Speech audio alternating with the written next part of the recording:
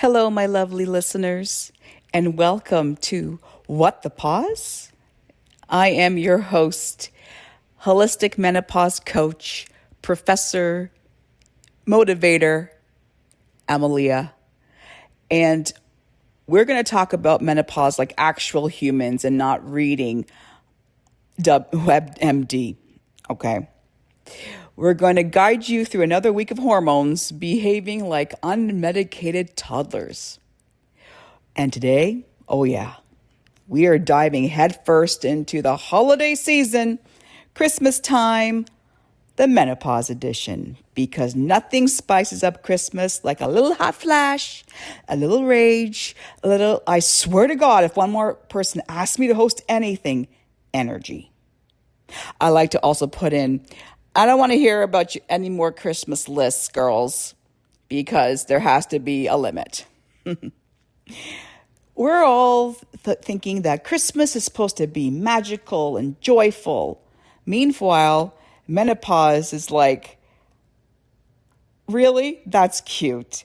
How about I'm going to provide you with some sweating, crying, insomnia, bloating, and a sudden urge to throat punch a decorative nutcracker. I have a few of those in my house, by the way. So let's just talk about it. Let's talk about why Christmas hits differently when your hormones have left the building, how to get through this season without losing your mind, and how to give yourself a holiday that doesn't make you want to fake your own disappearance. I know that's exactly how I feel right now.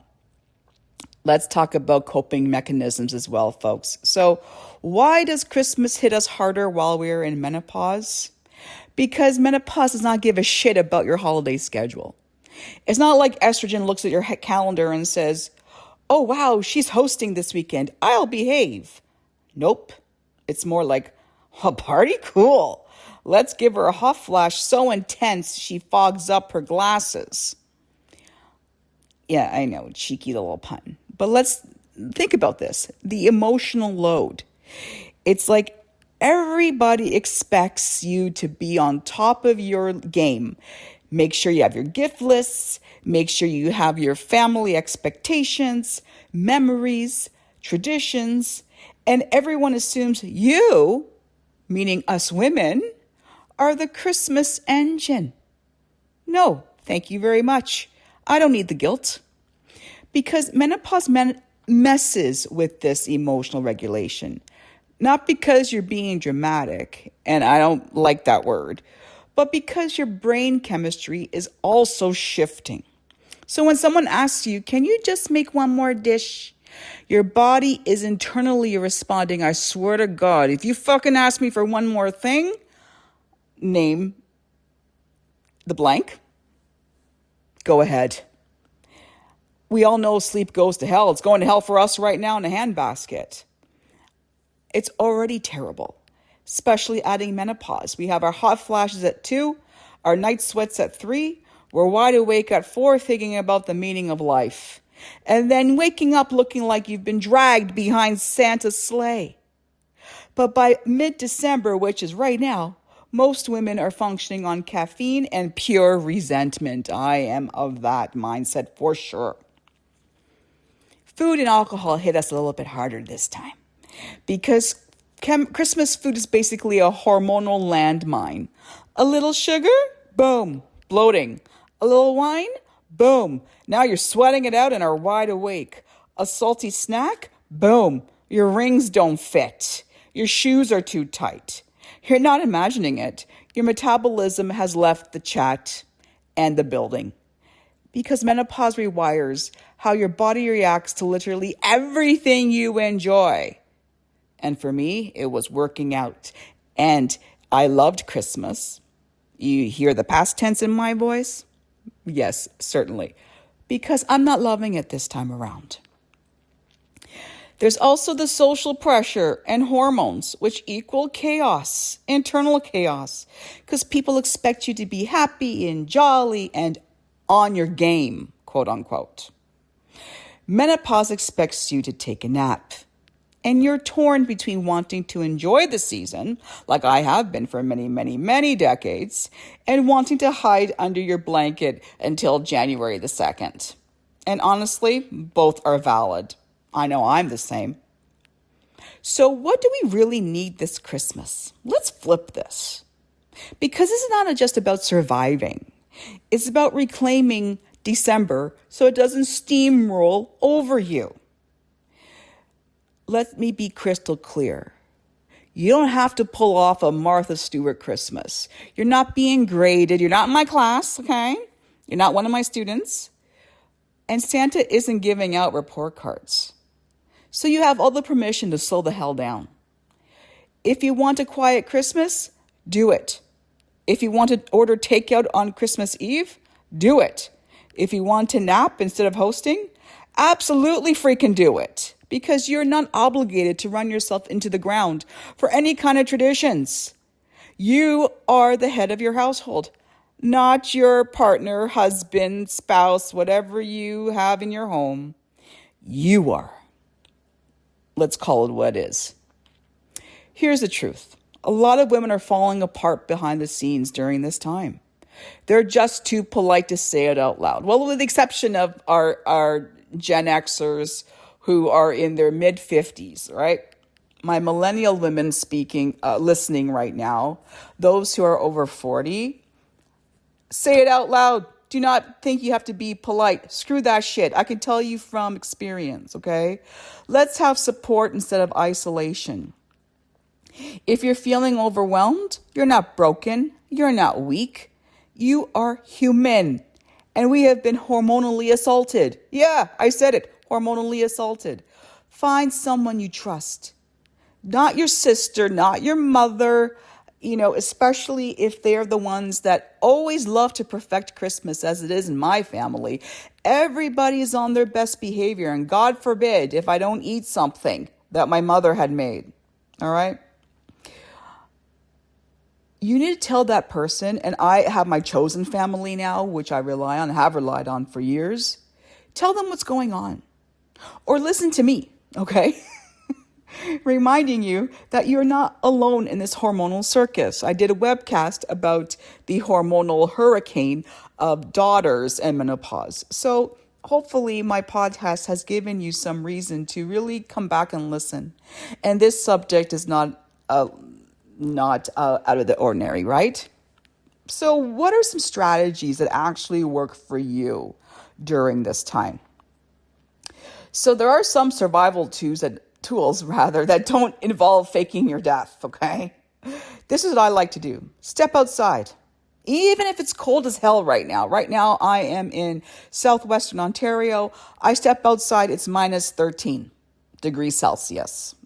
Sorry to my American sisters, I don't know what that is in Fahrenheit, but it's damn cold, all right? Drink actual water, not just wine. It is so true.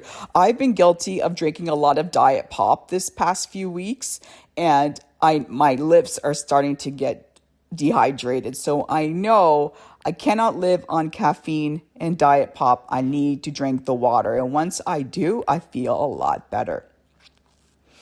If you are going to an event, a work event with people you really don't want to listen to or see, or any family events that you feel you're obligated to visit, which, by the way, you do not need to be obligated to go and hang out with people you don't want in your orbit anymore, or you detest, call it what it is.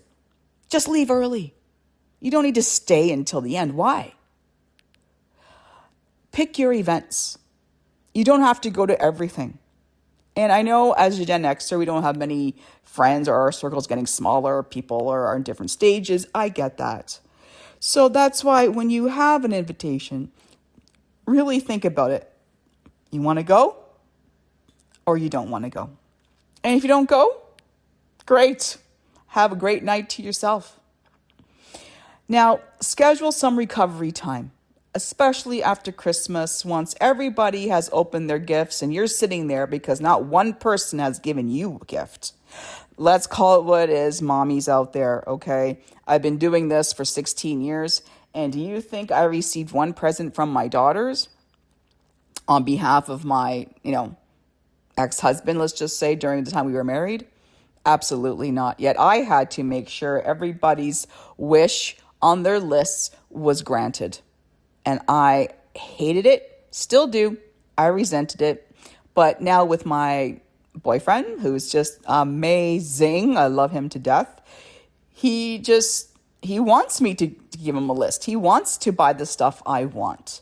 He knows what it's like. He's been married before, and has 3 children of his own. And he knows that giving the gift to the woman in your life is so, so important.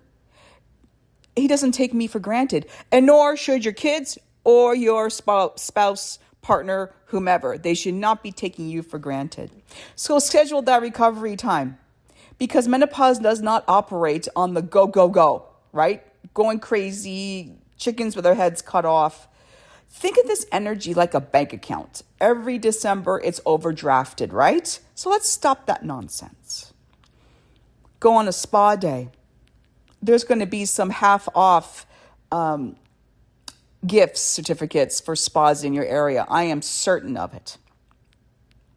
So make sure, or even it's kicking everybody out on the next day, Boxing Day, we have here in Canada and in England. Hello to my UK sisters. In America, I know you don't have Boxing Day, but you know what? Take that day off, kick everybody out, and have yourselves a nice self-care day to yourself. I also want to know if you think about redesigning Christmas your way. Because if old traditions feel heavy and exhausting, which they freaking are, guess what? You get to change them. Yes. Smaller holiday dinners. How about buying dessert instead of making it? And you could buy some fantastic dessert from really some small mom and pop shops in your area. Buying local is fantastic. I really do encourage that. Just stop making it, buy it. Choose the experiences instead of obligations, and opting out of the shit that truly drains you. You're not ruining Christmas for anybody or for yourself. You're redesigning it. You're modernizing it. And you're going to be a very happy person when you do this. Believe it or not, menopause brings some clarity to the holidays. So these are my gifts of menopause. And yes, there are some. Number 1, realize what actually matters to you. Because it's not the color of the ribbon that you're using on your Christmas wrapping, right? It's not the perfect place setting. Make sure there is a charger underneath every plate and they must match. It's not the pressure of making sure you get everybody's gifts that they want. It's the connection. And that connection is whatever that means to you. It doesn't mean reconnecting with people that you don't want to be reconnected to. If you have some low contact or no contact family members, keep that going. You do not need to make a connection during this time. The peace, okay, is greater than performance. By the time we hit our 40s and 50s, most women stop giving a shit about impressing anyone. And I know for me, honestly, it's liberating. If you start choosing the calm, cozy, sane version of Christmas and leaving the chaos behind, you are going to be more at peace. I had a colleague text me this, and she has the same in terms of, I don't want to go and do what everybody else does in terms of what I've been brought to in with family traditions. I'm going to create my own, and I have been creating my own, and my kids and myself, we feel so much better. And I'm going to be following those words of advice from her. So thank you, Simone, for that. You are an amazing, amazing woman. So what else? By choosing to create your own sane version of Christmas, you become the author of your own holiday. You get to choose your own pace. You get to choose the energy you want to exude. You get to choose the joy and happiness that you deserve. But most importantly, you have enjoyed your boundaries that you have set. And this is something for me, ladies, that I only started setting maybe a year ago, and I just turned 54. Yeah, way too late for that. If I had known in my 40s what I know now, and I hope some of you ladies are here that are over 40, enjoy those boundaries. Create them, make them, what a difference it's made for my mental health. Because this is the menopausal superpower, the I decide now era. And I love that for you. And I love that for myself too. So this is a short one for today. If you're navigating menopause this Christmas, I want you to hear me. You are not failing. You're not too emotional. You're not lazy. And you're not falling apart. You're going through one of the most biggest physiological, transformations. Not transitions, but also transformations of your life. While also being handed a giant holiday to-do list society thinks you should be so thrilled to go about. So screw the pressure. Screw the expectations. Choose what makes you feel good. Rest whenever you need to, especially if you want to take 3 naps in one day, please go ahead and do so. My partner always tells me, please, honey, listen to your body. If you want to rest, go and rest. Because it's when you need to. Say no. What? Say no? Yeah. Hell yeah. That's going to be my mantra for 2026. And let this be the year that you put yourself first on the Christmas list. You deserve a Christmas that doesn't feel like an ongoing marathon. You deserve joy and happiness that isn't forced. You don't need to fake it till you make it. I absolutely hate that saying, fake it till you make it. Because you deserve peace, the real kind, not the one that social media tends to make us believe. You're not alone, and you're not crazy. Like I said, you're not imagining any of this shit. This is menopause. This is real. And we're doing it together. I hope that I have brought you some sense of solace, calmness, and just reinforcing the fact that you do not need to make sure that you are the most perfect Mrs. Claus, that you have to be on all the time. You can go through all these emotions that are not being regulated right now, especially with menopause or perimenopause. You need to feel safe. You need to put up those boundaries. And you don't like the gifts that you receive, like I did last year, I made damn sure that they were refunded. Clearly, absolutely. Do not sit there and put that fake smile on your face. Now's not the time. The time for you is to go on your own holiday path of not giving a shit, getting done what you need to get done that's priority to you, and let everybody else deal with it. And on that note, be safe, be well, and embrace the pause. I will be having another couple of podcasts before the end of the year.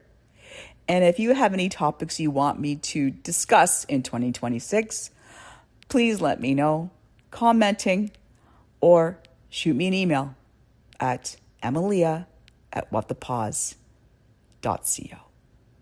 You take care.